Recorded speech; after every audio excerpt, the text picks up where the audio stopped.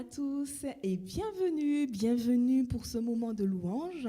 Je suis contente d'être à nouveau avec vous, tous ensemble pour adorer le Seigneur. Alors, je vais vous proposer, pour commencer, d'inviter Dieu à partager ce moment avec nous.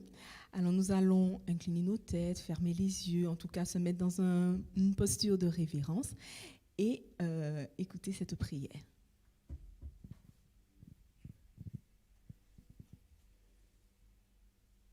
Notre Père, voilà, nous sommes réunis à distance, mais réunis par l'Esprit ce matin. Et Seigneur, ce matin, avec ce beau soleil qu'il y a à Toulouse, nous voulons te remercier, te louer pour la lumière. Pas seulement la lumière qu'il y a dehors, mais la lumière que tu veux faire briller à l'intérieur de chacun de nous. Seigneur, peut-être certains d'entre nous doivent faire face à des ténèbres, à des tristesses, à des moments sombres. Seigneur, je te prie pour eux. Je te prie pour chacun d'entre nous, afin que par ton esprit, tu fasses briller ta lumière en nous. Seigneur, que ta parole parle, que par tes mots, par ces chants, par ces prières, par ce partage que nous avons les uns avec les autres, quelque chose de toi puisse traverser les ténèbres et amener la lumière. C'est ma prière ce matin, au nom de Jésus. Amen. Amen. Alors, comme vous avez pu le constater, je ne suis pas toute seule, c'est notre édition numéro 2 du streaming en direct de Coulommiers. Donc, j'ai avec moi une équipe, donc il y avait un petit goût d'inachevé la dernière fois, donc on a la nouvelle équipe, et nous allons commencer en louange. Viens toucher ma vie, une invitation, une prière. Dieu, nous lui demandons d'être avec nous, de nous accompagner, de nous montrer la route, le chemin.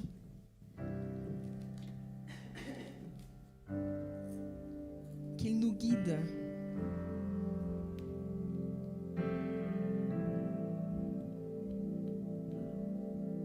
Comme ici Cécile vient le faire.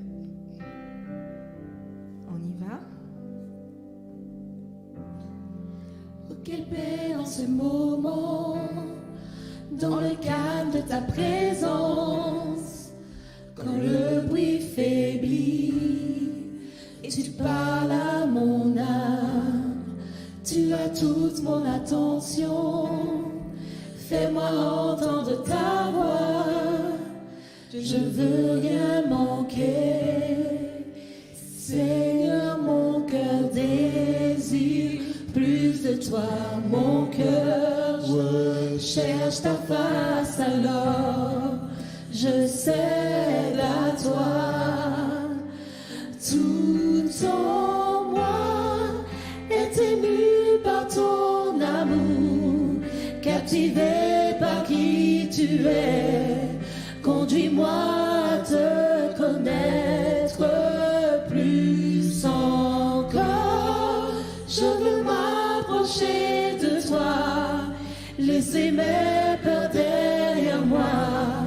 Seigneur, viens toucher ma vie à nouveau.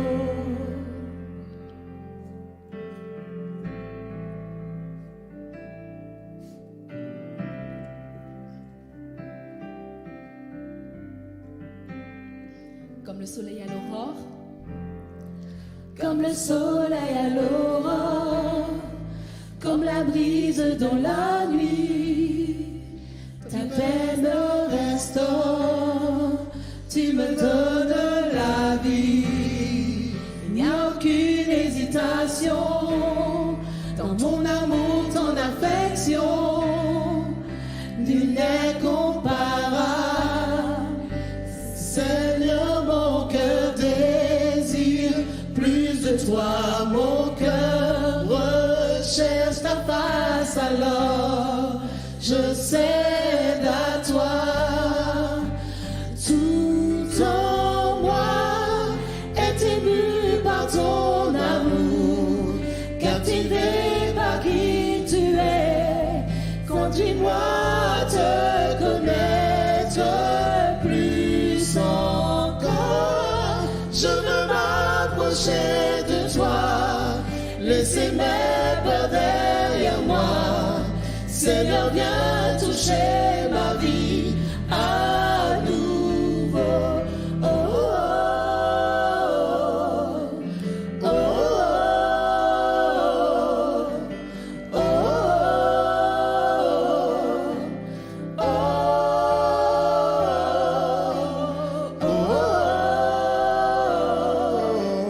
oh,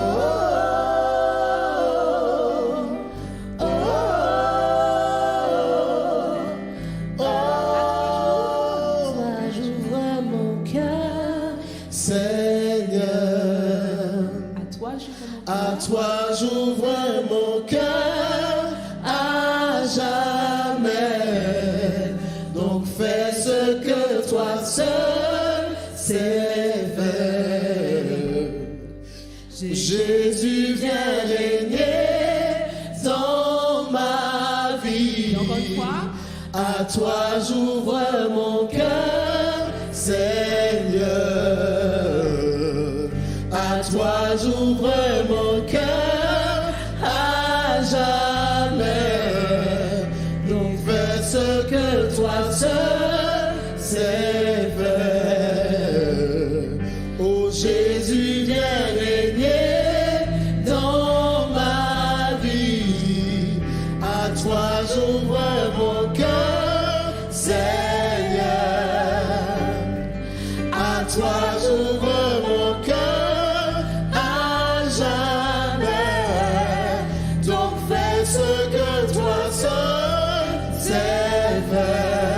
Jésus vient régner. Oh Jésus, viens régner dans ma vie. Tout en moi est ému par ton amour, captivé par qui tu es. Conduis-moi à te connaître plus encore. Je veux m'approcher de toi, laisser mes peurs derrière moi. Seigneur, viens toucher ma vie à nouveau. Oh, oh, oh, oh, oh, oh, oh,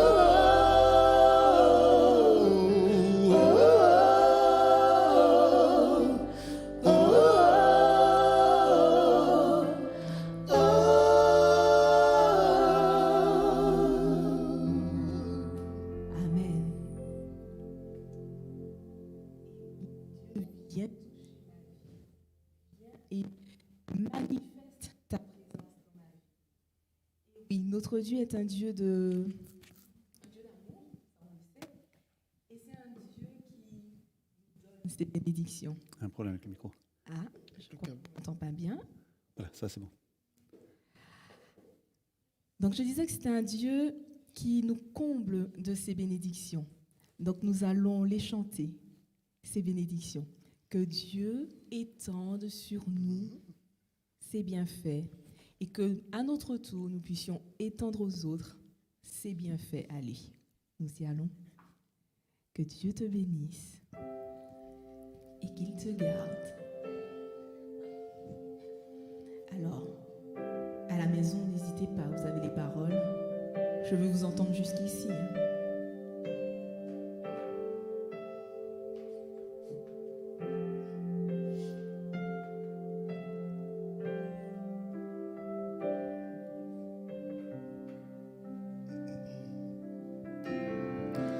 Dieu te bénisse et te garde, il rayonne sur toi, t'accorde sa grâce, mon Dieu fera, tourne vers toi, te donne la paix. Mon Dieu qu'a béni, qu'a veillé en l'air, il qu'a éclairé, il qu'a barré la grâce. Mon Dieu qu'a arrêté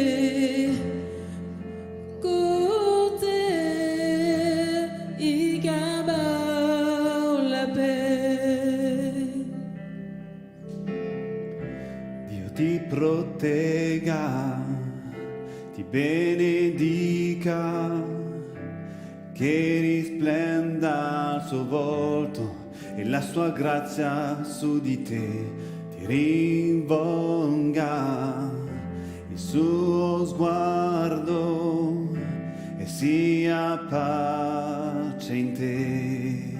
Amen, tous ensemble. Amen.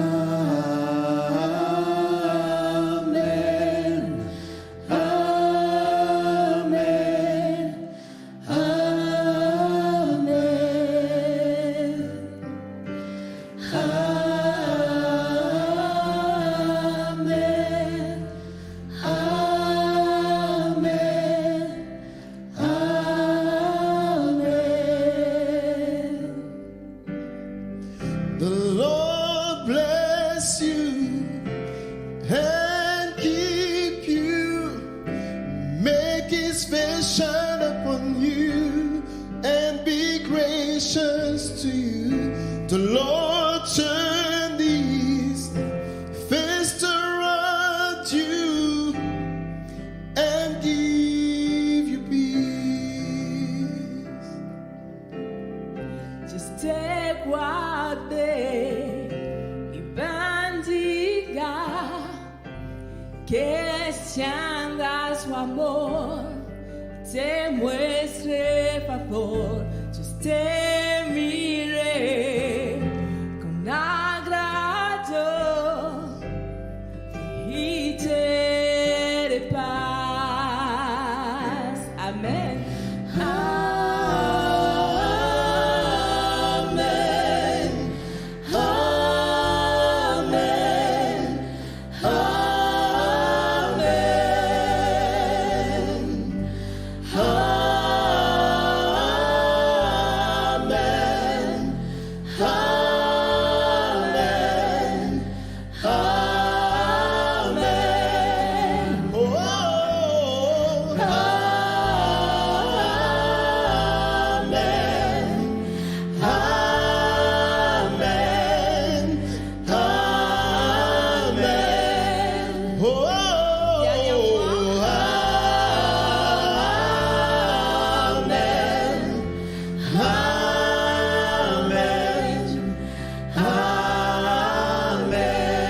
Que sa faveur Sa faveur reste sur toi, que plus de 1000 générations sur ta famille et tes enfants et les enfants de leurs enfants. Que sa faveur reste sur toi pour plus de 1000 générations sur ta famille et tes enfants et les enfants de leurs enfants. Que sa présence t'environne là avec toi, à tes côtés. Qu'elle t'inonde, qu'elle t'entoure, soit avec toi, dès le matin jusqu'au coucher, à chaque pas, veillant sur toi, dans les larmes et dans la joie. Il est pour toi, il est pour toi, il est pour toi, il est pour toi, il est pour toi, il est pour toi, il est pour toi, il est pour toi.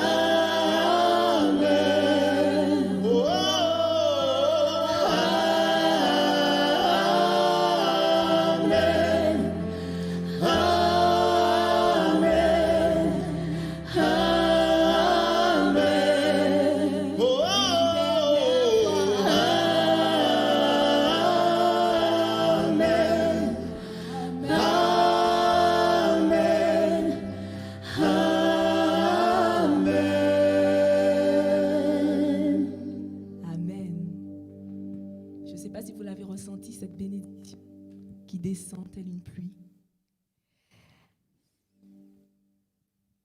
On reste dans l'émotionnel en tout cas pour moi. Parce que je vais vous raconter juste une petite chose qui m'est arrivée il y a cela quelques samedis.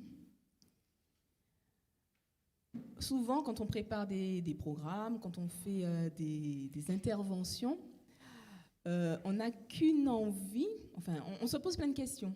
On a une envie, c'est que le programme soit compris, que le message puisse passer, qu'il soit bien accueilli. Et lorsqu'on fait un programme de louange ou un programme de culte, d'adoration, que ce que l'on dit, ce que l'on chante, ce que l'on explique, ce que l'on révèle, rapproche de Dieu en fait. Rapproche la personne qui écoute, donc vous chez vous, ou dans la salle, que cela donne un lien avec Dieu. Donc ce sont des interrogations que je me suis posées lors d'un dernier culte. Et alors que je m'épanchais sur la route auprès de mon chéri, on arrive à destination, donc dans la famille. La première personne qui ouvre la porte, mon neveu, me dit bonjour. Et tout de suite après, qu'est-ce qu'il dit? Après que je me sois posé plein de questions, est-ce que les gens ont compris? Est-ce qu'ils ont aimé? Est-ce que ça leur a parlé un peu de Dieu? Il m'a dit, bonjour Tati, il était chouette ton programme et j'ai tout compris. Waouh! Et là, on dit, on a beau, ah oui, amen, merci Seigneur.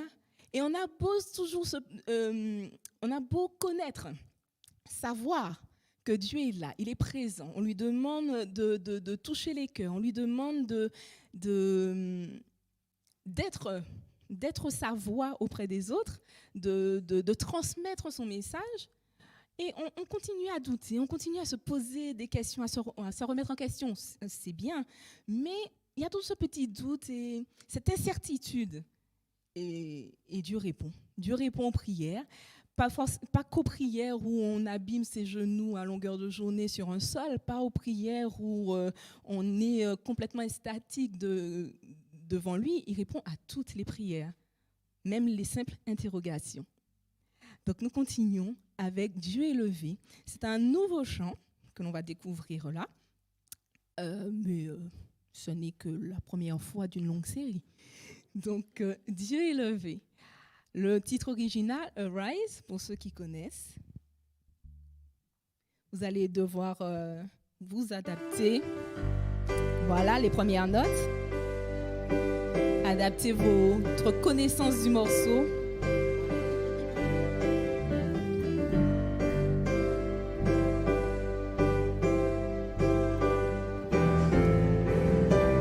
On y va. Dieu élevé, viens prendre ta place, que ton royaume soit établi aux anciens des jours. Tu es bon et ta miséricorde durera toujours.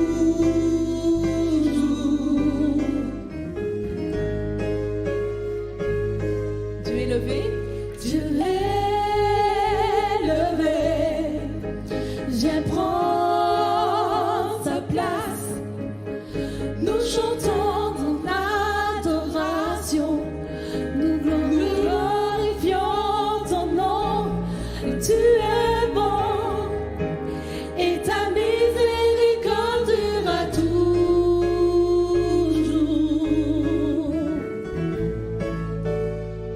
Encore une fois, Dieu élevé. Dieu élevé, viens prendre ta place. Nous espérons dans ta promesse. Le juste vivra par la foi. Tu es bon et ta miséricorde durera toujours.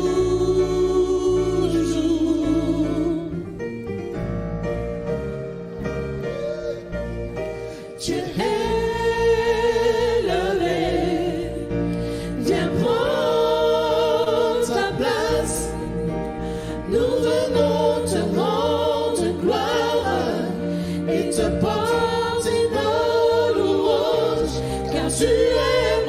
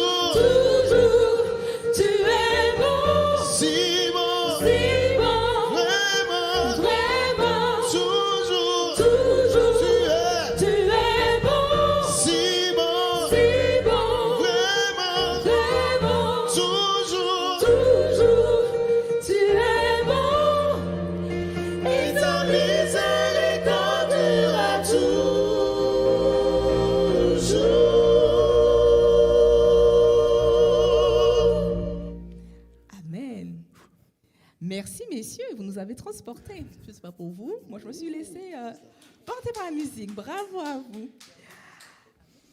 Amen. Alors, on continue, hein. Moi je continue dans l'émotionnel aujourd'hui. Hein. Tout est beau, un beau soleil.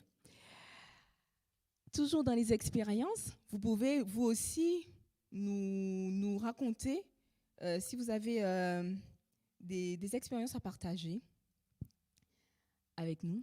Il y a un truc qui m'a toujours frappée, c'est la façon dont on reste sur nos acquis, la façon dont on a appris des choses qui nous ont marqués dans nos jeunes années et on reste dessus, en fait, on va pas des fois plus loin.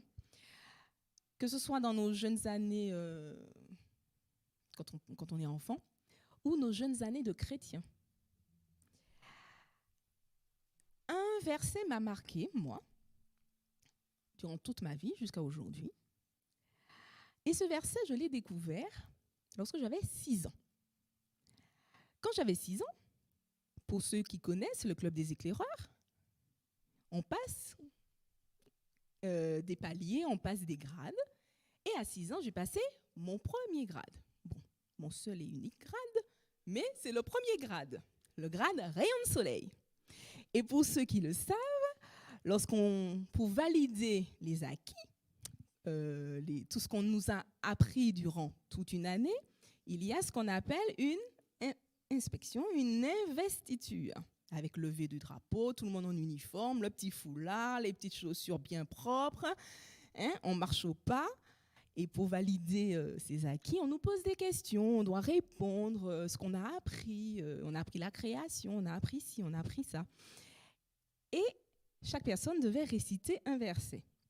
Donc, moi, j'ai appris un verset qui dit « Tout ce que vous voulez que les hommes fassent pour vous, faites-le de même pour eux, car c'est la loi et les prophètes. » Alors, à 6 ans, je l'ai appris par cœur.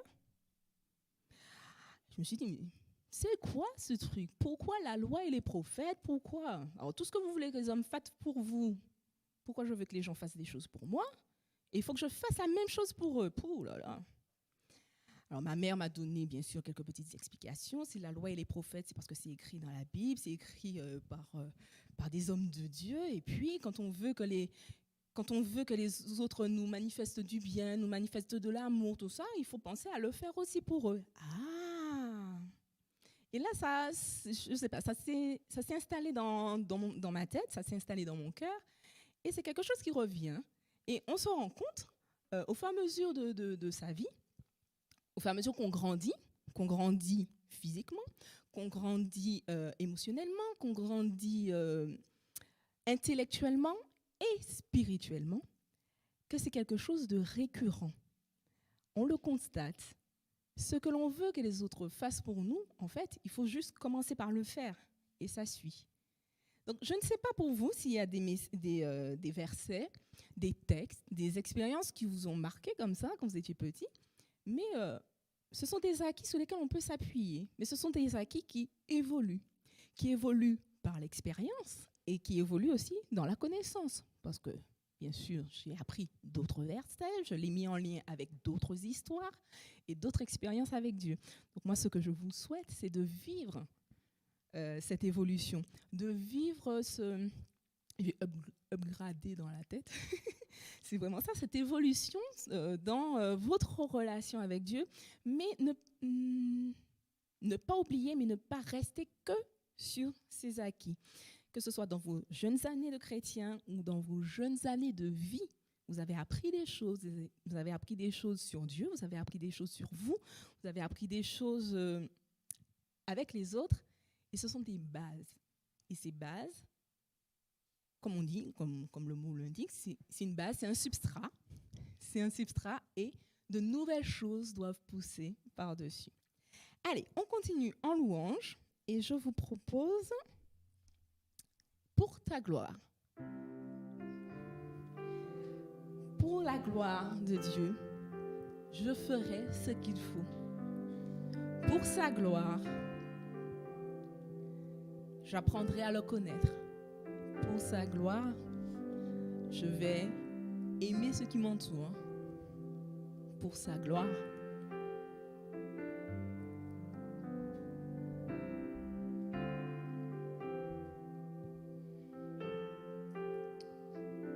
On y va?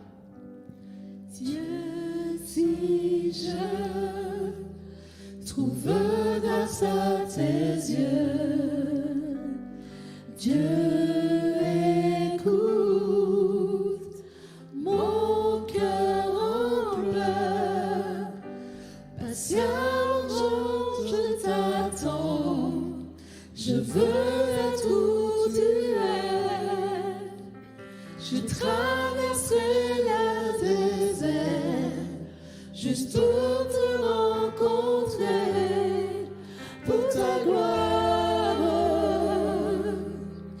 Je ferai ce qu'il faut, juste pour te voir, te contempler comme mon roi. Dieu, si je trouve grâce à tes yeux, Dieu, écoute mon cœur en pleurs, patiemment je t'attends, je veux être où tu es, je traverserai le désert, juste pour te rencontrer, pour ta gloire. Je ferai ce qu'il faut, juste pour te voir, te contempler comme mon roi, pour ta gloire. Je ferai ce qu'il faut, juste pour te voir, te contempler comme mon roi. Que ton esprit descende, oh Dieu, telle une pluie fraîche. Que ton esprit descende, oh Dieu, que ta gloire revienne. Que ton esprit descende, oh Dieu, telle une pluie fraîche. Que ton esprit descende, oh Dieu, que ta gloire revienne.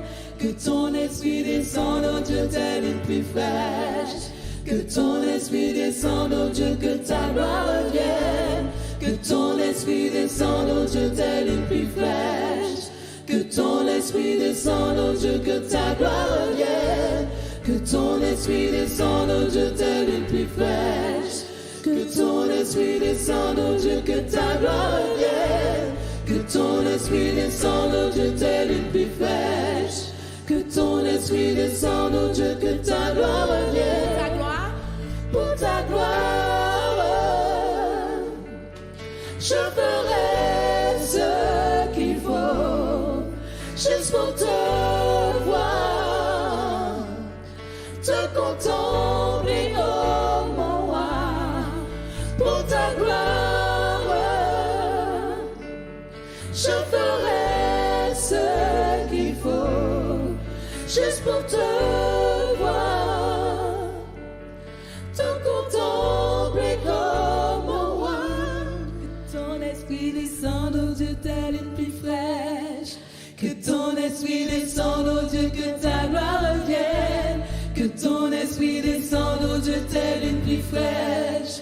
Que ton esprit descende, oh Dieu, que ta gloire revienne. Que ton esprit descende, oh Dieu, telle une pluie fraîche. Que ton esprit descende, oh Dieu, que ta gloire revienne. Que ton esprit descende, oh Dieu, telle une pluie fraîche. Que ton esprit descende, oh Dieu, que ta gloire revienne. Pour ta gloire, je ferai ce qu'il faut, juste pour te voir, te contempler comme mon roi. Que ta gloire, je ferai ce qu'il faut, juste pour te voir, te contempler comme mon roi.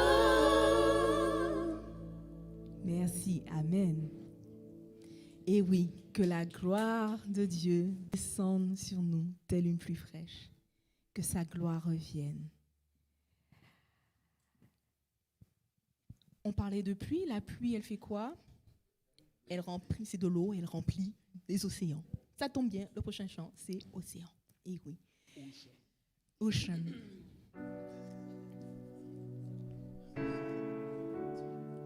Dieu se répand sur nous. Et tel l'océan, son amour est infini. Et une goutte de son amour, c'est tellement bon pour nous, tellement bon pour notre âme, pour nos cœurs. Tu m'appelles au-dessus des eaux. On y va. Tu m'appelles au-dessus des eaux, inconnu, aucun appui. Tu te révèles d'un mystère dans l'abri, ma foi demeure. J'invoquerai ton saint nom, portant mes yeux vers l'horizon. Dans la tempête, tes bras habiteront mon âme. Je t'appartiens et tu es mien.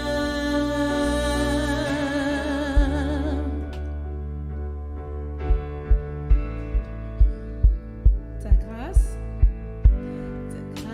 abonde dans la profondeur. Ta main puissante me guidera. Même si la crainte m'environne, mon Rédempteur triomphera.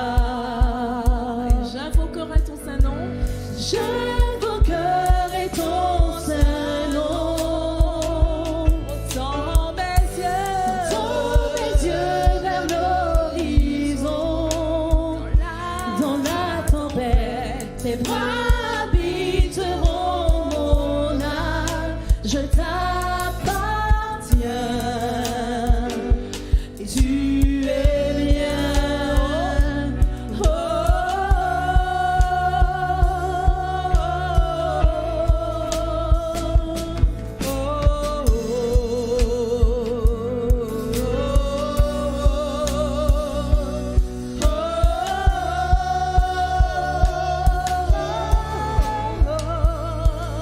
Esprit Saint, Esprit Saint, emporte ma voix dans l'invisible. Je compterai l'indomptable et tu me rendras capable. Emmène-moi au-delà de l'imaginable et ma foi se fortifiera dans la présence de mon Sauveur. Esprit Saint, emporte ma foi dans l'invincible. Je dompterai l'indomptable et tu me rendras capable. Emmène-moi au-delà de l'imaginable et ma foi se fortifiera dans la présence de mon Sauveur. Esprit Saint, emporte ma foi dans l'invincible. Je dompterai l'indomptable et tu me rendras capable. Emmène-moi au-delà de l'imaginable et ma foi se fortifiera dans la présence de mon j'invoquerai ton Sauveur. saint nom. J'invoquerai son nom. Encore une fois. Et on termine avec j'invoquerai ton saint nom. J'invoquerai ton saint nom, portant vers l'horizon. Je suis perdu, excusez-moi. Et j'invoquerai ton Saint-Nom. J'invoquerai ton Saint-Nom, portant mes yeux vers l'horizon. Dans la tempête, tes bras habiteront mon âme. Je t'appartiens et tu es mien. Merci à vous d'avoir suivi, je me suis perdue. Je me suis laissée emporter par les paroles du chant.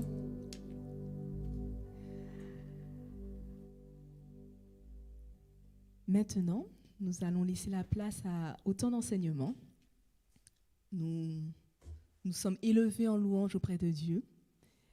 Nous lui avons demandé de nous accompagner durant ce temps. Et maintenant, nous allons un peu étudier ce qu'il nous a laissé dans sa parole avec Gaël.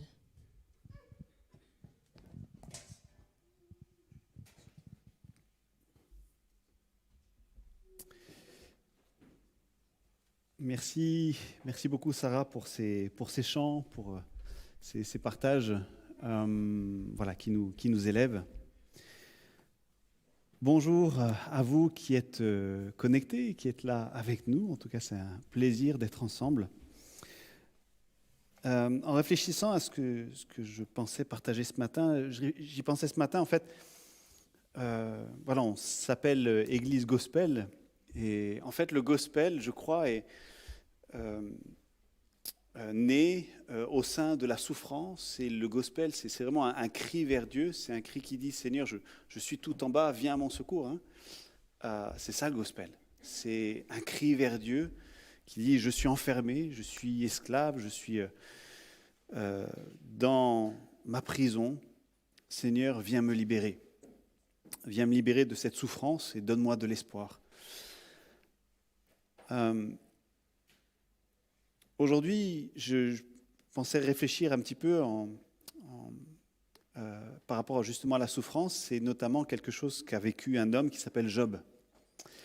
Mais avant, j'aimerais vous raconter une petite histoire. Il était une fois 3 aveugles qui découvrent quelque chose. Ces 3 aveugles sont dans leur obscurité et puis ils tâtent. Puis ils disent « Ah, voilà, on est autour d'un arbre. » Et il sent un tronc.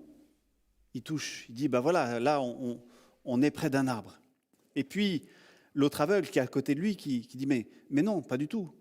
C'est pas un arbre, c'est un plumeau. Je sens, il y a des poils, il y a des trucs comme ça. C'est un plumeau pour le ménage. » Et puis, le 3e aveugle dit « Mais non.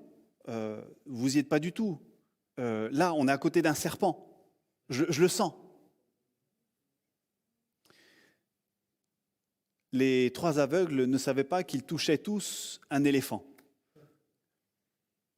Le premier aveugle touchait la patte. Le 2e aveugle touchait le plumeau, la queue. Et le 3e aveugle touchait la trompe. Chacun avait son point de vue, mais aucun ne voyait la réalité complète. Je ne sais pas pour vous, mais quand je discute avec les gens, que ce soit des chrétiens ou non, la raison numéro 1 pour ne pas croire en Dieu, c'est la question, si Dieu existe, pourquoi la souffrance? Pourquoi le mal? Si Dieu était si bon qu'on le dit, pourquoi est-ce qu'il y a autant de souffrance dans ce monde? Et ce qui est intéressant, c'est que la Bible n'ignore pas la question. Mais comme souvent, en fait, elle ne répond pas avec un discours philosophique, avec des arguments, elle répond avec une histoire. Et à nous, en fait, d'en tirer les conclusions. Et donc l'histoire que j'aimerais parcourir avec vous aujourd'hui, c'est l'histoire de Job. Job, on le lit, donc il a tout un livre qui lui est consacré, Job, et on lit dès les premiers versets, chapitre 1, vous pouvez prendre vos Bibles là où vous êtes ou vos applis. Il y avait au pays d'Ouz un homme nommé Job. Cet homme était intègre et droit. Il craignait Dieu et s'écartait du mal. 7 fils et 3 filles naquirent de lui. Il avait un troupeau de 7000 têtes de petit bétail, 3000 chameaux, 500 paires de bœufs, 500 ânesses et un très grand nombre de serviteurs. Cet homme était le plus grand de tous les fils d'Orient. Ses fils se réunirent chez chacun d'eux à tour de rôle pour un banquet et ils invitaient leurs 3 sœurs à manger et à boire avec eux. Quand les jours de banquet étaient révolus, Job les faisait venir pour les consacrer. Il se levait de bon matin et offrait pour chacun d'eux un holocauste, car Job disait « Peut-être que mes fils ont péché, peut-être ont-ils maudit Dieu dans leur cœur. » Job agissait toujours ainsi. On le voit, Job est un homme prospère, mais c'est un homme qui a peur. Il a peur qu'il arrive quelque chose dans son bonheur, et peut-être ça peut vous arriver, que paradoxalement, quand tout se passe bien, vous dites « Ouh là là, qu'est-ce qui va me tomber dessus ?» Et que la peur que ce bonheur s'arrête soit là. Et c'est la même chose avec ce Job, et notamment, il a peur pour ses enfants, et il se dit, si l'un d'eux fait quelque chose qui pourrait irriter Dieu, qui pourrait le conduire à être perdu, et donc, après chaque banquet, il offrait ses sacrifices pour être sûr que tout était couvert par les sacrifices. La suite de l'histoire raconte quelque chose qui se passe dans le ciel. Verset 6. Un jour, les fils de Dieu vinrent se présenter devant le Seigneur. Donc au ciel, il y a ce conseil des anges et des créatures de Dieu. Et l'adversaire aussi vint au milieu d'eux. Le Seigneur dit à l'adversaire, « D'où viens-tu » L'adversaire répondit au Seigneur, « Je viens de parcourir la terre pour m'y promener. » Le Seigneur dit à l'adversaire, « As-tu remarqué Job, mon serviteur ?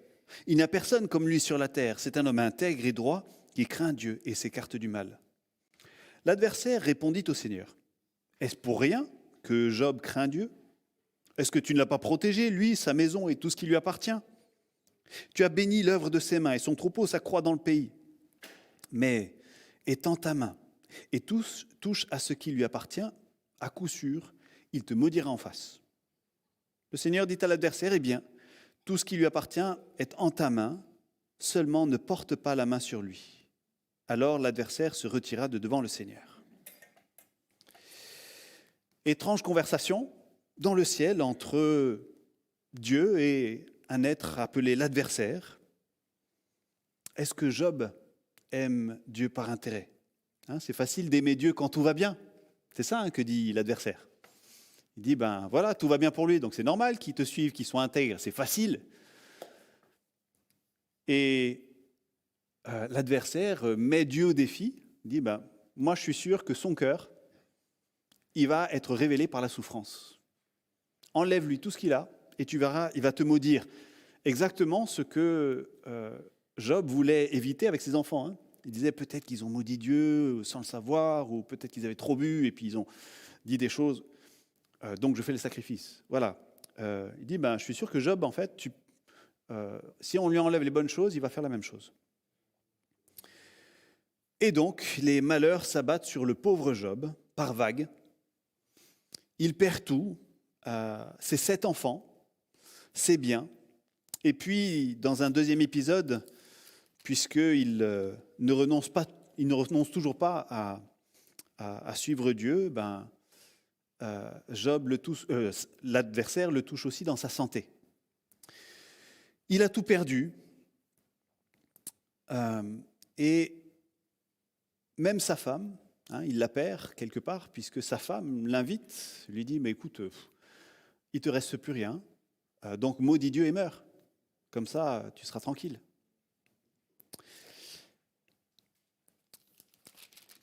À la fin du chapitre 2, on lit que 3 amis de Job apprirent tous les malheurs qui lui étaient arrivés. Ils vinrent chacun de son pays.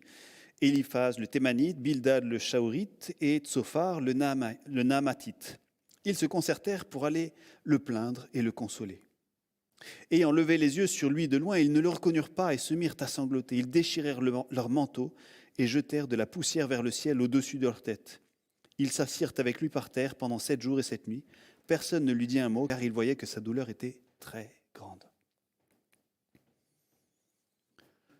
Job était méconnaissable, on ne pouvait même plus le reconnaître. Et c'est souvent ce que la souffrance nous fait. La souffrance fait qu'on n'a plus d'identité, ou notre identité est complètement cassée, au point que l'on ne nous reconnaît pas.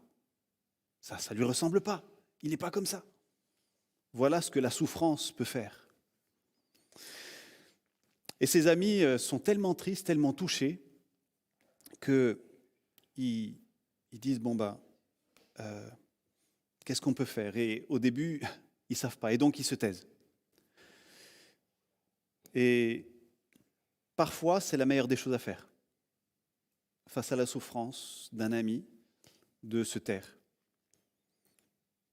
Alors les choses vont se gâter un petit peu après, et commencent à partir du verset 3, du chapitre 3 jusqu'au plus loin, donc 37 chapitres de dialogue en forme de poème entre Job et ses amis. 37 chapitres dans lesquels Job va exprimer, va dire toute sa colère, tout ce qu'il ressent. Peut-être dans la souffrance, c'est ce dont on a besoin. On a besoin de dire, d'exprimer, de sortir tout ce qui est à l'intérieur, voilà, par rapport à ce qui nous arrive, par rapport à notre souffrance, notre tristesse, notre dépression. Il y a ce besoin d'expression. Et très vite, Job, chapitre 3, va exprimer ce qu'il vit, ce qu'il expérimente. Il commence en disant, il aurait mieux valu que je ne sois pas né. Ça sert à quoi de naître pour seulement souffrir? Mieux vaut ne pas naître et ne pas avoir connu la souffrance. Et il est en colère, il est furieux. Il dit des choses. Ce qui est intéressant, par exemple, le chapitre 3, verset 26, « Ce qui me faisait peur, c'est ce qui m'arrive. Ce qui fait mon effroi, c'est ce qui m'atteint. Je n'ai ni calme, ni tranquillité, ni repos, c'est l'agitation qui survient. » Donc, ce dont il avait peur, voilà, ça y est, c'est arrivé. Ce qui nous fait peur, est-ce que c'est finalement ce qui nous arrive? Comme je me souviens quand j'apprenais à conduire,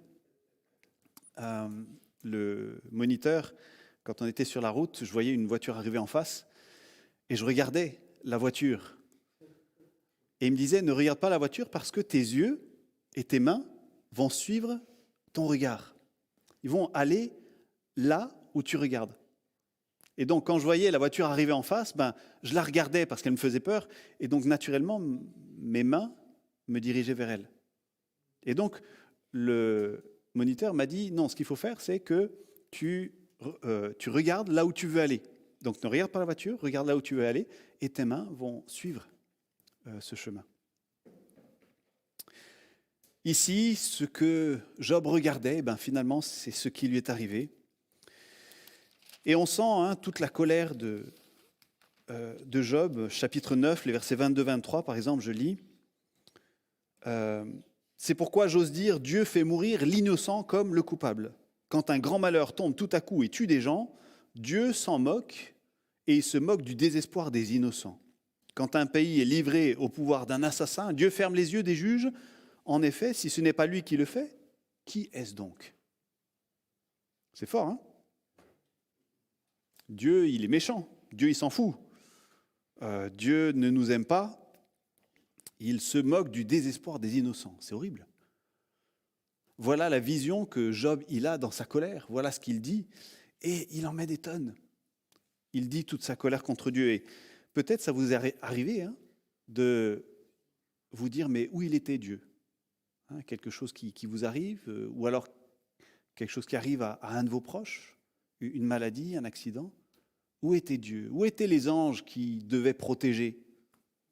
Est-ce qu'ils étaient en train de jouer aux cartes quelque part? Est-ce qu'ils étaient en vacances? Ou est-ce que finalement, il n'y en avait même pas du tout? Puisque Dieu, ça ne l'intéresse pas.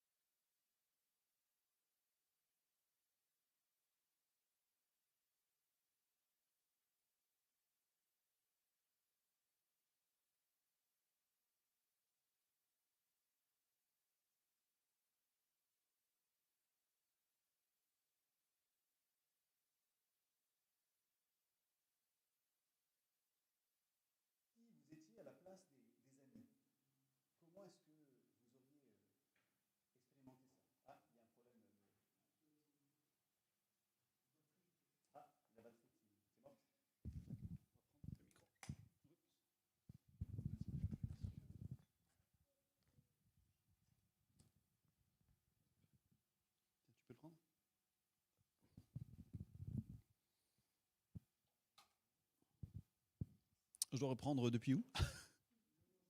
C'est juste à l'instant? Ok, très bien. Donc voilà, on va se placer du côté des amis. Comment est-ce que les amis vivent ce que Job leur dit? Si on se met à leur place, imaginez, voilà, vous êtes croyant, hein, vous croyez en Dieu, vous croyez en la bonté de Dieu, et puis vous avez votre ami, peut-être un frère ou une sœur d'église qui vit quelque chose de très difficile, ou quelqu'un, peut-être un collègue à l'université, au travail. Et cette personne vous dit tout ce que Job est en train de dire. Franchement, moi je dis Dieu il n'existe pas, c'est pas possible. Avec tout le mal, la souffrance qu'il y a, c'est pas possible que Dieu existe. Ou alors Dieu, vraiment Dieu m'a oublié. Dieu ne s'intéresse pas à moi. C'est quoi votre réaction quand vous entendez ça?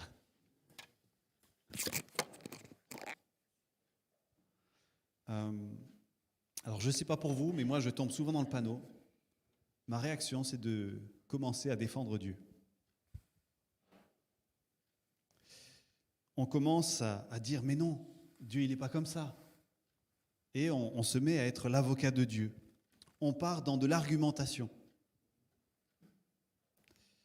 Et je suis le premier à tomber dans le panneau. Et c'est exactement ce qui se passe avec les amis de Job. Alors peut-être que d'entendre Job parler comme ça leur fait peur. Hein, ça leur fait peur d'entendre quelqu'un dire du mal de Dieu. Peut-être que ça les confronte à leurs propres doutes, à leur propre peur que Dieu ne soit pas vraiment bon. Parce que si c'était vrai, alors le monde s'écroulerait. Leur monde s'écroulerait. Et donc ils pensent qu'il faut convaincre Job pour qu'il soit à nouveau tranquille avec leur vision du monde. Et le problème, c'est que pour défendre Dieu, il n'y a pas 20 solutions. Hein. Vu que Dieu est forcément parfait et bon, alors le problème est forcément du côté de l'homme. Et donc leur explication, c'est soit Dieu est en train de te punir pour une faute que tu as commise, soit Dieu t'a envoyé des épreuves pour te forcer à corriger des défauts que tu as. Voilà l'interprétation de la souffrance. Dieu te punit ou Dieu te corrige. Et toute la discussion va être un ping-pong entre Job et ses amis. Et Job qui dit non, cette explication, elle ne me satisfait pas. Ce n'est pas possible. Je ne veux pas accepter ça. Je ne dis pas que je suis bon ou que je suis parfait, mais là, il y a disproportion. Ce n'est pas possible. Entre les souffrances que je vis et ce que j'essaye d'être fidèle, ce que j'essaye de suivre le Seigneur, ce n'est pas possible. Votre explication, je la refuse. Et plus Job se défend, et plus les amis disent « Non, mais tu dois bien avoir une faute quelque part. Tu dois bien avoir oublié quelque chose. » Et voilà, les deux camps, quelque part, se montent les uns contre les autres, au point que les amis commencent à dire « Mais Job, pour qui tu te prends ? Pour qui tu te prends, toi, de demander à Dieu des explications ? Est-ce que tu es Dieu ? » Vous voyez le mécanisme ? Ils étaient là pour le consoler, et à la fin, ils sont là pour l'accuser. Bonjour les amis. Merci les amis. Waouh. Et c'est le problème, hein, quand on commence à essayer de défendre Dieu face à quelqu'un qui vit de la souffrance, eh bien, on lui rajoute de la culpabilité dessus. Ça doit être toi, ou tu as dû faire quelque chose, ou non, Dieu est en train de te corriger. Donc ça veut dire que tu as quelque chose à corriger. Et Dieu t'envoie de la souffrance pour te corriger ça. Et je pense que quelque part, il y a un réflexe très humain, très naturel, hein, de chercher une explication. Ben oui, parce que cette souffrance qui est là, s'il n'y a aucune explication, c'est intolérable, c'est pas acceptable. Il faut qu'il y ait une origine, qu'on puisse corriger, qu'on puisse maîtriser. Si au moins je sais que je suis en faute, ça veut dire que je peux m'amender, je peux corriger quelque chose, et puis la souffrance, elle disparaîtra. Et les amis, ils chargent. Et d'ailleurs, à la fin du livre, Dieu va dire ceci à ses amis, « Je suis en colère contre vous, car vous n'avez pas parlé de moi correctement, comme l'a fait mon serviteur Job. » Étonnant. Job qui déballe tout et qui monte le poing à Dieu, visiblement, il a parlé plus correctement que les amis de Job qui spéculent sur qui a fait la faute, etc. Voilà, je crois qu'il y a là une leçon face à la souffrance de nos amis. On n'est pas là pour défendre Dieu, on est là pour soutenir, leur montrer de l'amour. Alors forcément, quand quelqu'un nous parle et nous dit sa souffrance, ça résonne en nous. Hein. On n'est pas des morceaux de bois. Ça résonne, ça fait résonner nos peurs, nos colères, nos réflexions. Et il faut accepter ça. Mais dans ces moments-là, on n'est pas là pour nous. On est là pour l'autre. Qui a surtout besoin, finalement, d'écoute et de compréhension. Peut-être pas d'explication. Et donc, c'est vrai que dans ces moments-là, ça vaut la peine de se taire, de recevoir, d'écouter, d'être là simplement et de pleurer avec, d'être avec. Mais pendant ces 37 chapitres, l'entourage de Job va faire exactement le contraire. Hein. Ils vont argumenter, discuter, essayer de convaincre Job qu'il a fait quelque chose pour mériter ce qui lui arrive. Et en fait, derrière ça, il y a un schéma. Il y a une compréhension du monde qui est que si tout se passe bien pour toi, en fait, c'est le signe que tu es juste et que Dieu te bénit. Si tu souffres, c'est que tu as fauté et que Dieu te punit. Voilà, le raisonnement est simple. Donc bénédiction, malédiction, prospérité, souffrance. Voilà, tout dépend de ce que tu fais et Dieu il réagit à ce que tu fais, en bien ou en mal. Et en fait, tout le livre de Job est là pour démonter ce vieux réflexe mental. La réalité est plus complexe. Parce que la grande question que pose le livre de Job, c'est que si tout est punition ou récompense de la part de Dieu, alors comment comprendre que le malheur frappe un juste, que le malheur puisse frapper quelqu'un de bien? Comment expliquer que les souffrances touchent des enfants innocents? Donc la question du mal et de la souffrance est plus complexe que juste une question de rétribution, bien-mal et bénédiction-malédiction. Et donc, au bout de ces 37 chapitres, Dieu intervient et parle à Job. Et une chose qu'on pourrait se demander, c'est pourquoi avoir attendu 37 chapitres pour intervenir? Le pauvre Job et ses amis, ils ont discuté pendant tout ce temps, et je vous invite à essayer de lire ces chapitres. C'est long, c'est profond, c'est ardu, c'est pas simple à lire, hein, parce que c'est de la poésie, ça va dans tous les sens. C'est pas une narration qui est facile à lire parce qu'il y a une histoire en suit. Non, c'est un long discours. Et je sais pas, ça a dû leur prendre des heures, des jours peut-être, dans cette discussion. Pourquoi avoir attendu? Alors peut-être que Job avait besoin de vider son sac, de dire tout ce qu'il ressentait avant d'être capable d'entendre quoi que ce soit. C'est difficile de recevoir quand il n'y a pas de place pour recevoir quoi que ce soit. Et dans nos souffrances, surtout quand on est sur le choc de quelque chose qui vient d'arriver, c'est difficile de réfléchir. On ne réfléchit pas en fait. On ressent, on exprime, on est dans l'émotion. Et c'est une étape nécessaire. Cette étape de dire, de se dire, de exprimer avec des mots ce qu'on ressent. Cette étape, elle est vraiment importante. Et on ne peut pas la sauter, parce que si on la saute, on ne sera pas capable d'entendre. On a besoin de parler avant d'être capable de recevoir. Et je crois que Job, ainsi que ses amis, ils avaient besoin d'aller jusqu'au bout de leur raisonnement, de ce qu'ils ressentaient. Et puis, donc, Dieu, effectivement, parle. On est chapitre 38, le verset 1. « Le Seigneur répondit à Job du milieu de la tempête, et il se met à lui parler. » Et ce qui est intéressant, c'est quand on lit cette réponse de Dieu, on aurait pu s'attendre à ce que Dieu donne des explications à Job. On aurait pu s'attendre à ce que Dieu lui dise, écoute, il y a quelque chose que tu n'as pas vu, il y a eu une discussion dans le ciel, il y a eu un défi, ton intégrité a été remise en question. Voilà, il aurait pu expliquer ce que nous, on sait, qu'on a lu au début de l'histoire. Mais ce qui est intéressant, c'est qu'à aucun moment, Dieu ne va parler de ça. Au lieu de ça, en fait, à aucun moment, Job ne saura ce qui s'est passé au ciel. Job, il ne l'a jamais su. Peut-être aussi parce que ce qui s'est passé au ciel, même ça, ce n'est pas une explication satisfaisante. Même ça, finalement, ce n'est pas quelque chose qui allait répondre aux besoins de Job. Il avait besoin d'autre chose. Et au lieu de ça, au lieu d'expliquer ce qui s'est passé dans le ciel, Dieu va lui faire un cours de sciences naturelles. Regarde la création. Est-ce que déjà tu comprends la terre sur laquelle tu es?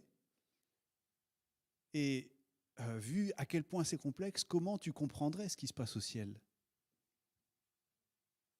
Et Dieu lui parle même de deux monstres, le Béhémoth et le Léviathan. Alors on ne sait pas exactement ce que c'est. Soit c'est des bêtes mythiques, ou alors certains disent c'était un énorme crocodile et puis une baleine. On ne sait pas en fait. Ils sont vraiment décrits comme des monstres. Et j'ai l'impression que ces monstres, ils représentent peut-être les peurs les plus profondes de Job. Ces monstres qui sont dans la mer et qui menacent de sortir pour t'engloutir. En fait, dans cette histoire, tout est question de point de vue. On a le point de vue du ciel, on a le point de vue de Satan sur Job, on a le point de vue de Dieu sur Job, on a le point de vue sur la terre, le point de vue de Job sur ce qui lui arrive, sur Dieu, sur ses amis, et on a le point de vue des amis sur Job, sur Dieu et sur ce qui se passe. Et chaque point de vue, c'est comme une caméra, un angle qui est dans son coin et qui voit seulement une partie de la réalité. Chaque point de vue est partiel. Il n'y a qu'une partie de la réalité, il manque des bouts. Comme l'histoire des aveugles avec l'éléphant. Vous vous souvenez ? Chacun une partie, mais l'ensemble leur échappe. Donc, j'ai l'impression que ce livre de Job et la réponse de Dieu est en train de dire que toutes nos tentatives d'explication risquent de passer à côté d'une réalité qui est plus complexe et dont nous ne saisissons qu'une infime partie. À la fin, le point de vue de Dieu, c'est le seul qui soit complet. Et je crois que la réponse, ou l'explication, si je peux expliquer ça, si je peux utiliser ce mot par rapport à la souffrance et par rapport à Dieu, j'ai l'impression que l'histoire de Job, c'est Dieu qui veut nous sortir de la prison sans fin, des recherches d'explications et de spéculations. Pourquoi ? Et on tourne en rond. Pourquoi ? Et qui a fait quoi ? Et on tourne en rond. C'est exactement ce que font Job et ses amis. Et ça les mène nulle part en fait. Et donc tant qu'on tourne en rond dans notre cage, parce qu'on veut une explication, je veux comprendre pourquoi, je veux comprendre, en fait ça mène à rien. Et au lieu de ça, au lieu de l'explication, Dieu nous appelle à la confiance. Il y a deux détails que je relève à la fin de l'histoire qui me semblent particulièrement intéressants à relever.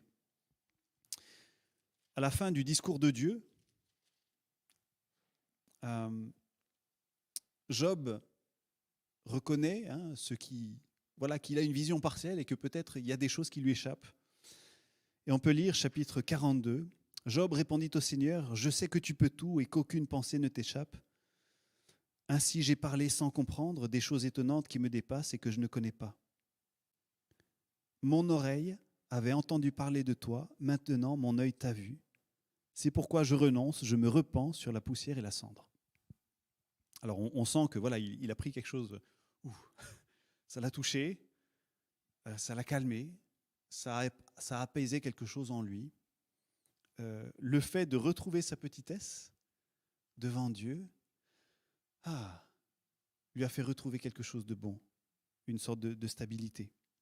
Et je note cette parole, « Mon oreille avait entendu parler de toi, maintenant mon œil t'a vu. » Et ce qui est étonnant, c'est que quand on lit l'histoire, à aucun moment, Job n'a vu Dieu. Hein, le texte il dit simplement que Dieu s'est adressé à Job du milieu de la tempête. Et pourtant, il dit « Mon œil t'a vu ». Avant, j'avais juste entendu parler de toi, maintenant, mon œil t'a vu, je t'ai vu de mes yeux. C'est étonnant, alors qu'à aucun moment, il n'est marqué qu'il a vu Dieu. Moi, j'ai l'impression que dans cette expérience, c'est quelque chose de très intéressant par rapport à qu'est-ce que ça veut dire voir Dieu. Un Dieu si complexe, si grand, qui nous dépasse tellement, en fait. Qu'est-ce que ça veut dire le voir ? Eh bien, j'ai l'impression que par une parole, cette parole que Job a reçue, cette parole lui a permis de voir Dieu. Il y a quelque chose qui a fait sens, quelque chose qui s'est éclairé en lui. Il a eu une expérience personnelle avec Dieu, une relation, une intimité retrouvée. Et ça, pour lui, il pouvait dire « Ah, ça y est, j'ai vu Dieu. J'ai eu une expérience personnelle, j'ai vécu quelque chose, moi, personnellement, grâce à cette parole que j'ai reçue. Cette parole, c'était tout ce dont j'avais besoin. Cette parole a tout éclairé. Cette parole n'a rien expliqué, mais elle a tout éclairé. » Aujourd'hui encore, quand je regarde mon passé, il y a des choses que je n'arrive pas à expliquer. Encore aujourd'hui, même avec le recul, je ne comprends pas ce qui s'est passé par rapport à certaines expériences, par rapport à certaines souffrances que j'ai vécues, par rapport à certaines pertes. Et encore aujourd'hui, je n'ai pas d'explication. Je ne peux pas dire « Ah ben oui, je comprends, j'ai pu apprendre de ça ». Honnêtement, je ne sais pas. Est-ce que vraiment j'ai pu apprendre quoi que ce soit de cette expérience ? Non, ça a juste fait mal et c'est tout. C'était vraiment de la souffrance. Par contre, même si j'ai jamais eu d'explication et que je n'en ai pas encore, ce qui m'a aidé à me relever, ce sont ces paroles de Dieu ou ces présences d'amis qui ont été là juste au bon moment et qui m'ont permis d'expérimenter que Dieu est digne de confiance malgré tout. Que c'est lui qui me relève, même si je ne comprends pas tout. Et donc, aujourd'hui, plutôt que de chercher une explication, je cherche le Seigneur. Plutôt que d'essayer de tout expliquer, des choses qui me dépassent, eh bien, la seule chose qui va me relever, c'est la confiance en un Dieu qui, lui, connaît l'explication, qui, lui, sait ce qui se passe. Et je terminerai avec un dernier détail qui est très intéressant. À la fin de l'histoire, Job est rétabli dans son ancienne prospérité et le texte dit que Dieu a accordé à Job exactement le double de tout ce qu'il avait perdu. Et je vous propose de regarder un tableau et on va comparer les chiffres entre le premier et le dernier chapitre de Job. Voilà, Joanne, si tu peux mettre le tableau. Très bien, merci. Donc, vous voyez, à gauche, il y a les éléments, et puis il y a avant, donc premier chapitre, combien il avait de chaque élément, et à droite, combien il en a eu à la fin. Donc, de petit bétail, 7000 têtes qui ont été perdues, on s'en souvient, et à la fin, il en a 14 000. Même chose pour les chameaux, 3000, et à la fin, dernier chapitre, c'est marqué 6000, etc. Est-ce que vous remarquez quelque chose dans ce tableau ?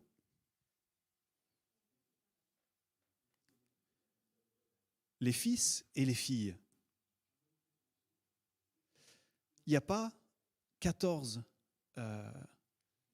il y a pas 14 fils et filles. En fait, il y a exactement la même quantité qu'au début. Pourquoi ? Au chapitre 19, au milieu de cette souffrance, Job dit quelque chose d'assez intéressant. Job 19, les versets 25 à 27, il dit « Je sais bien, moi, que mon Rédempteur est vivant et qu'il se lèvera le dernier sur la poussière, après que ma peau aura été détruite. De ma chair, je verrai Dieu. Moi, je le verrai, mes yeux le verront et non pas quelqu'un d'autre. » Job, malgré tout, croyait en la résurrection. Il croyait qu'un jour, même s'il mourrait, même s'il devenait poussière, un jour, Dieu le recréerait afin qu'il puisse voir Dieu en chair et en os. Et ce qui est intéressant, c'est que dans cette histoire, Dieu ne redonne pas d'autres fils et filles à Job. Parce qu'un enfant, un fils, une fille, ça ne se remplace pas. On peut en avoir d'autres, mais ils ne sont pas remplacés. Et en fait, Job, à la fin, aura bien ses 14 enfants. Parce qu'ils ressusciteront. Et pour moi, c'est un beau détail. Je crois que cette histoire, plutôt qu'une explication à la souffrance, l'histoire de Job nous invite à la confiance en Dieu et nous ouvre sur l'espérance du jour où il n'y aura ni mal, ni souffrance, ni mort à la résurrection et où nous verrons notre Sauveur face à face. Amen.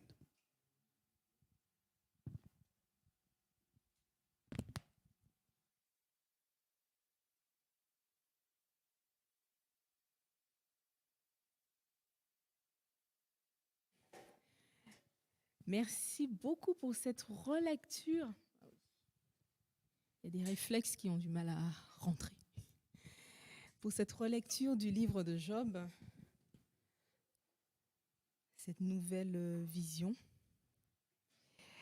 Et je parlais des textes, de choses qui ont marqué dans les jeunes années de vie, jeunes années de chrétien. Et pour les deux, pour moi, il y avait le premier texte de quand j'avais 6 ans. Et à l'adolescence, il y a eu un deuxième texte qui m'accompagne aussi. Ce sont des 2 textes qui sont, on va dire, je ne dirais pas les piliers de ma vie, mais ce sont 2 textes qui ont marqué. Le deuxième, prêt à controverse, c'est « Toute chose concourt au bien de ceux qui aiment Dieu ». Et dans cette relecture de Job, on a toujours une vision humaine des textes, une vision... et j'ai bien aimé le fait de remettre en perspective la vision simpliste, bénédiction, malédiction. Et souvent, on lit les textes dans ce sens-là. Et quand moi, j'ai gardé ce deuxième texte à l'adolescence, que toute chose concourt au bien de ceux qui aiment Dieu, c'est parce que tout ce qui m'arrive de bon ou de mauvais ne va pas m'empêcher d'avancer avec Dieu, ne va pas me faire oublier que Dieu m'accompagne. Et toutes ces choses, au lieu de me désintéresser de Dieu, me de détruire ma confiance, ma foi, au contraire, vont la nourrir. Toutes ces choses, bonnes ou mauvaises. Donc moi, j'ai toujours pris ce texte dans ce sens-là, et jusqu'à aujourd'hui. Et toute cette réflexion autour de Job m'a remis en mémoire ce texte et ce qu'il me donne au quotidien dans ma vie. Alors, nous arrivons à la fin de notre programme et je vais vous proposer d'écouter un chant. Alors, pour ceux qui le connaissent, le chanteront avec nous. Et nous allons chanter libre. Lorsque je l'ai entendu, j'ai voyagé dans le temps.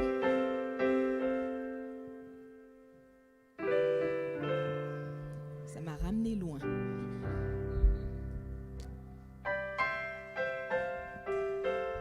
Alors je pense que ça vous fera un peu la même chose. Vois les douleurs de ton âme, tu voudrais cacher tes larmes, dans ton cœur tu cries tout bas. Que ferais-je sans toi? Vois mon désespoir, oh viens dissiper le noir, ton esprit murmure.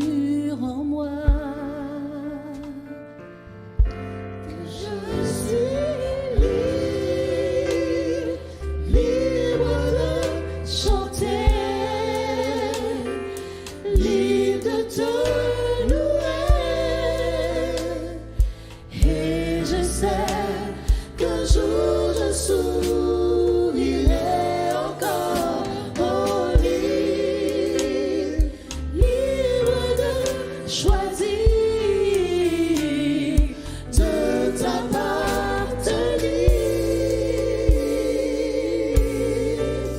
Dans ton amour, Seigneur,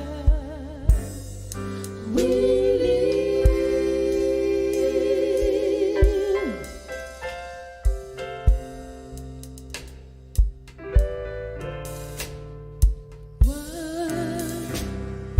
loin de ton passé que tu as toujours caché, tu voudrais tout recommencer.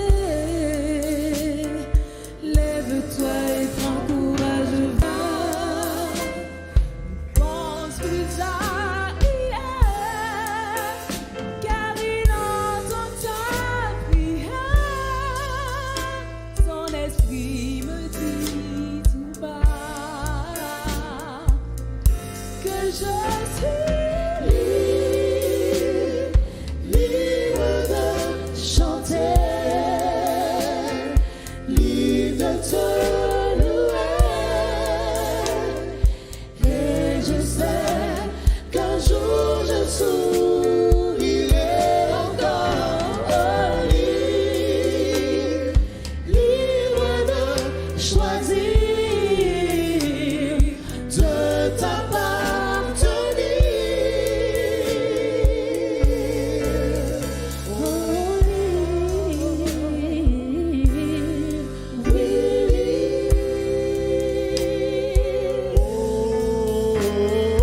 Plus de chaîne ni de tristesse, car Christ m'a libéré. et tout ça. Plus que vainqueur, J'ai compris que son amour m'a rendu libre de chanter, libre de te louer. et je sais Qu'un jour je sourirai encore. libre de choisir De t'appartenir. dans ton amour, Seigneur. Amen.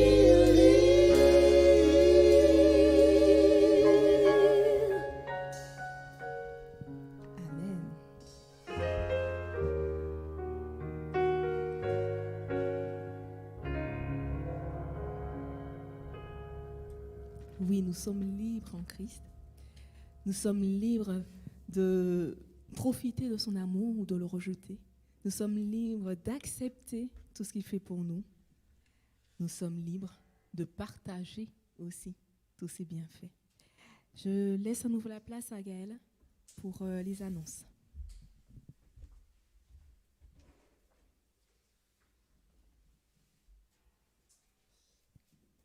Voilà, alors quelques annonces, ça ne sera pas très très long. La semaine prochaine, en fait, on a un événement spécial puisque ce sera un culte à Colomiers spécial pour les enfants. C'est-à-dire que jusque-là, la difficulté, c'est que souvent, il n'y a que les adultes qui peuvent venir parce que les enfants sont obligés de rester assis sur leur chaise tout le long et un culte d'adultes, c'est souvent très ennuyeux, n'est-ce pas ? Et donc, la semaine prochaine, samedi, nous serons ici à Colomiers pour vivre un culte qui sera spécial pour les enfants. Donc le culte sera un petit peu plus court. Les enfants, bien sûr, on sera obligé de garder les distances sanitaires pour respecter les règles, mais ce sera un programme spécial qui donnera priorité au fait que les enfants puissent participer, les enfants puissent être là. Et donc, j'invite vraiment tous les parents et les enfants à venir la semaine prochaine ici à Colomiers pour un programme qui leur sera réservé. Donc, comme d'habitude, il faudra s'inscrire, donc répondre au formulaire qui est sur le site de l'Église ou dans les annonces que vous recevez par SMS ou par WhatsApp, et puis dire, voilà, je viens, et puis je viens avec tant de personnes, puis comme ça, on peut vous asseoir ensemble. Mais voilà, ça sera l'occasion de vivre quelque chose ici. Alors, bien sûr, ça sera quand même retransmis par YouTube, mais ça sera vraiment particulier pour les enfants et on se réjouit vraiment de vivre ça ensemble parce que, voilà, les enfants, on ne s'est pas vu beaucoup ces derniers temps. Voilà, donc ça sera l'occasion de se voir et de vivre quelque chose de chouette ensemble.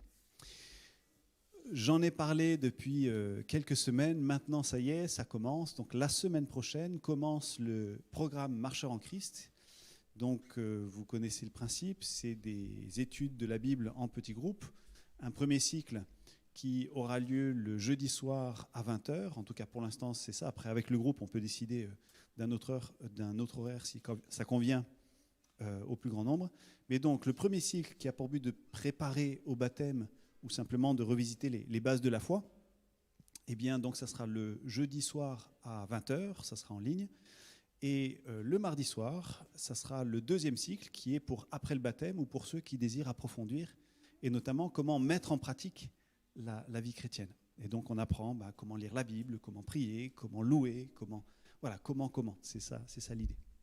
Et donc, ça commence cette semaine. Donc, on a déjà pas mal d'inscrits. Si vous voulez vous inscrire, il est encore temps. Et donc, allez sur gospelcelebration.fr, vous trouverez où cliquer pour remplir le formulaire et suivre ce programme qui sera vécu pour l'instant en ligne, en espérant que bientôt, nous serons en présentiel, n'est-ce pas?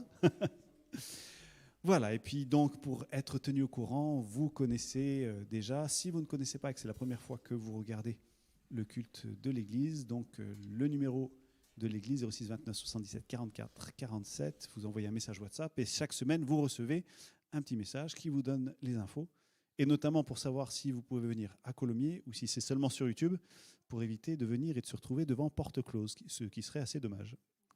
Voilà, que Dieu vous bénisse et bénisse votre semaine.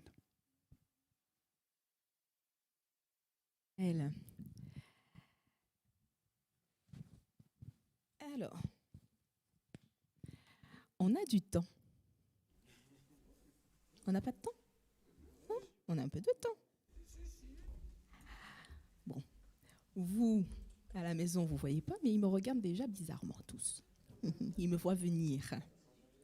Ça sent un chant supplémentaire. Alors, bon. Avant non, on va peut-être reprendre Rise, si ça vous va. Est-ce que ça vous va à la maison? Qu'on reprenne un chant du début? Non. À la fin, on va le reprendre. Alors là, pour l'instant, on va prendre un chant, You Deserve It, un chant qui dit que Dieu est digne, qu'il est digne de recevoir nos louanges. On reste toujours dans ce temps d'adoration, dans toute louange revient à Dieu. On a parlé de sa gloire, que toute gloire lui revienne, que nous sommes libres de choisir, libres de son amour. Et tout au long de ces chants, on reste autour de cette thématique de Dieu présent à nos côtés. Et il nous a créés pour l'adorer, pour le louer. Alors continuons avec ce chant. You deserve it. Tu es digne.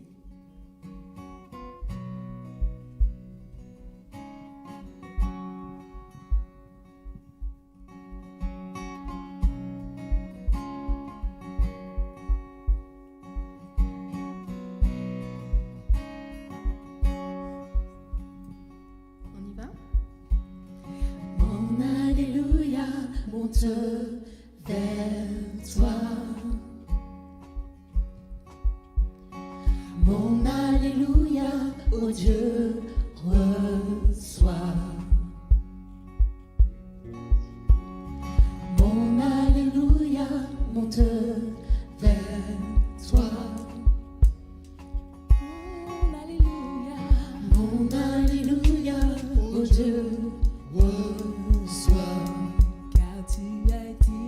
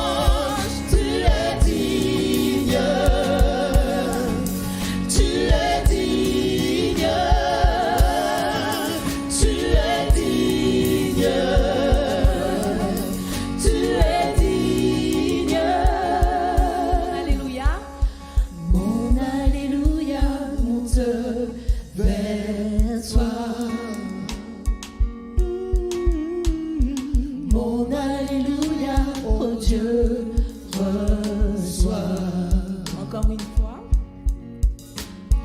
mon alléluia, mon Dieu, vers toi.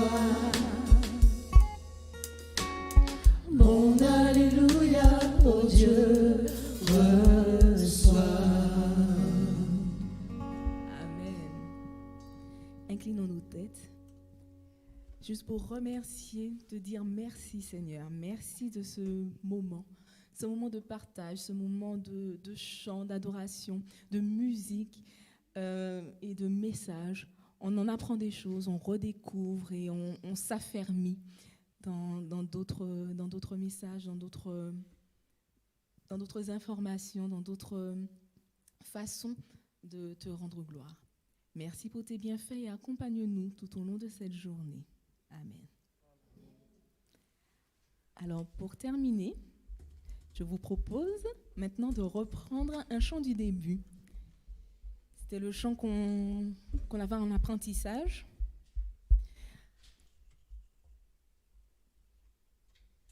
Le morceau Dieu élevé. Oula, excusez-moi, j'avais le titre en anglais et je n'arrivais pas à trouver la version en français.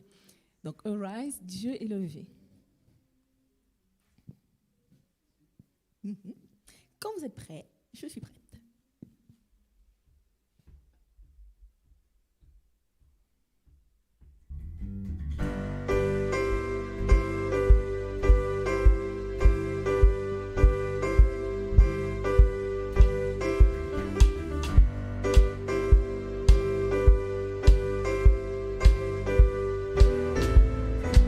On y va?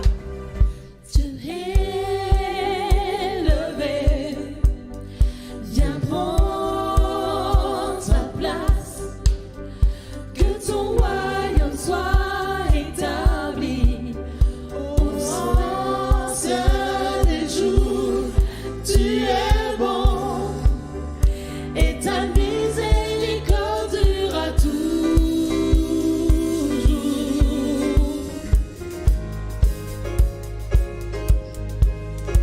Dieu élevé, viens prendre ta place. Nous chantons notre adoration, nous glorifions ton nom. Tu es bon et ta miséricorde durera toujours.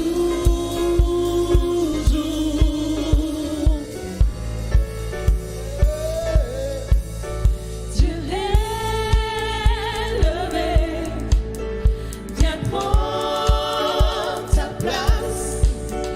Nous espérons dans ta promesse. Le juste vivra par la foi. Tu es bon et ta miséricorde durera toujours.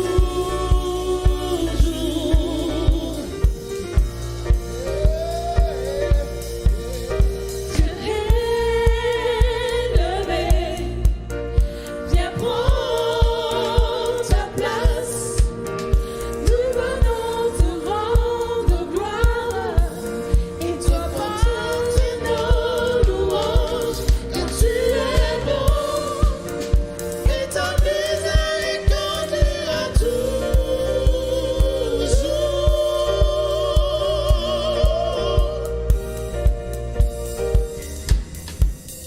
Et là, vous frappez à la maison.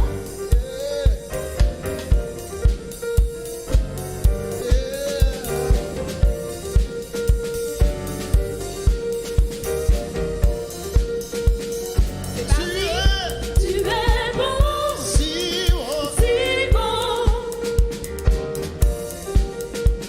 Tu es bon, si bon. Tu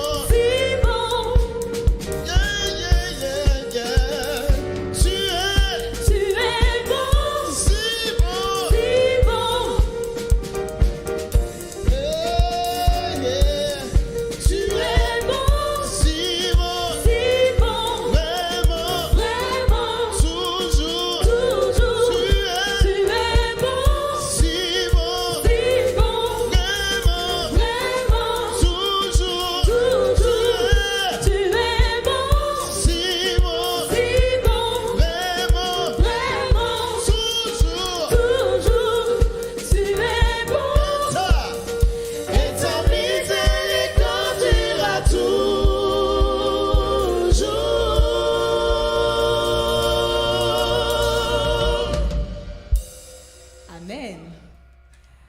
J'espère que cette petite reprise de chant vous a plu à la maison. En tout cas, moi, je vais parler pour moi, parce que souvent je parle pour tout le monde.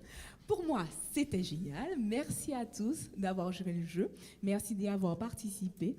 Une bonne journée de sabbat à vous et à vous ici. Au revoir et à samedi prochain.